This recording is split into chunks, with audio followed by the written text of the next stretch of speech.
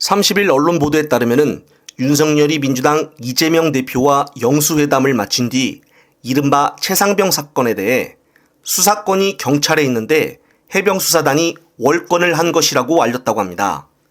이로써 결국 최상병 특검법이 국회를 통과해도 거부권을 행사하겠다는 쪽으로 가닥을 잡은 것으로 보여지는데요. 또한 최상병 특검에 대해 국힘당 역시 반대 의사를 표시할 것으로 보인다는 것입니다. 현재 국힘당에서는 이것을 증명하듯 이런 일들이 벌어지고 있다고 하는데요.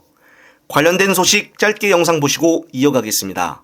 자, 보도에 따르면은 국민의힘이 비공개 의총을 열어서 최혜병 특검 불가론 강의를 열었다고 합니다.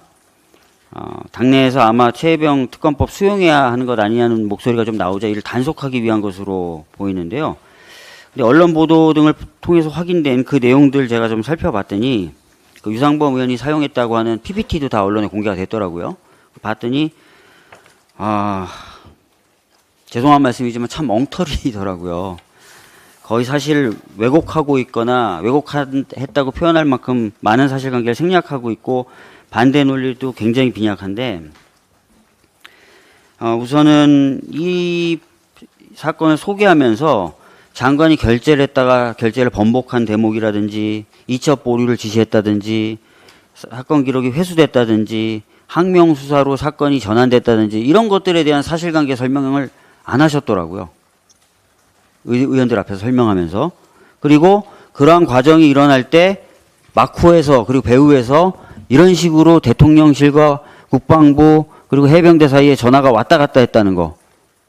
이거 지금 언론 보도로 다 확인된 거죠. 이렇게 무수한 전화가 왔다 갔다 했다는 거 하나도 설명을 안 했더라고요.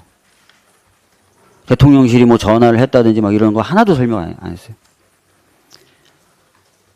그래 놓고 아무 문제가 없다 그러면은 그거를 만약에 국민의힘 의원들이 믿는다.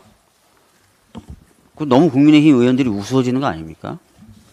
저는 이런 식으로 설명을 해가면서 특검법 통과를 막으려고 하는 것 자체가 국민의힘 의원들을 무시하는 것이자 바보로 만드는 일이다 라고 생각을 하고요. 네, 그렇습니다. 결국 윤석열이나 국힘당이나 최혜병 특검을 막겠다 이런 뜻으로 분위기가 흘러가고 있는데 이렇게 된 이상 민주당 역시 더욱더 강력하게 모든 방법을 동원해서 특검법이 통과되도록 신경 써야 할 것입니다. 한편 검찰이 EBS와 유시춘 이사장 자택 등을 창사 이래 첫 압수수색을 단행했다는 소식입니다.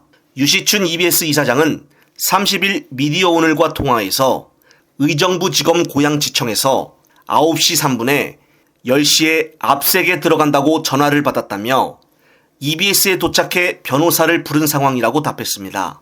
국민권익위원회는 지난달 유 이사장을 청탁금지법 등을 위반했다며 사건을 검찰에 넘겼는데요.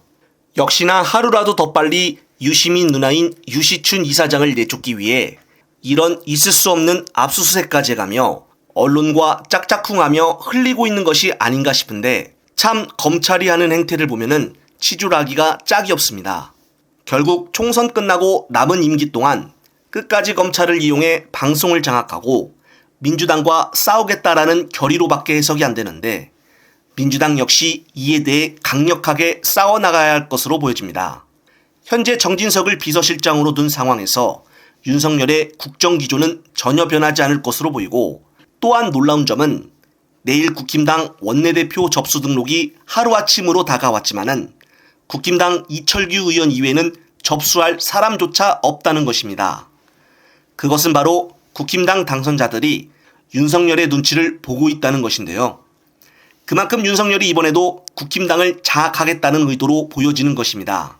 남은 2년 동안은 선거도 없는 상황에서 지지율이 10%대로 떨어지든 말든 국힘당을 이용해서 자신과 가족에 대한 수사를 막겠다라는 의지로만 보여지는데 정말 남은 임기 동안 권력의 횡포가 더 심해질 것으로 보여집니다. 따라서 빨리 끌어내려야 하는 명분이 더 커지게 되었는데요. 저 역시도 끝까지 최선을 다하는 채널이 되겠습니다. 끝으로 또 새로운 소식이 있으면 말씀드릴 것을 약속을 드리며 이번 영상은 여기서 마무리하겠습니다. 시청자 여러분, 시청해주셔서 감사합니다.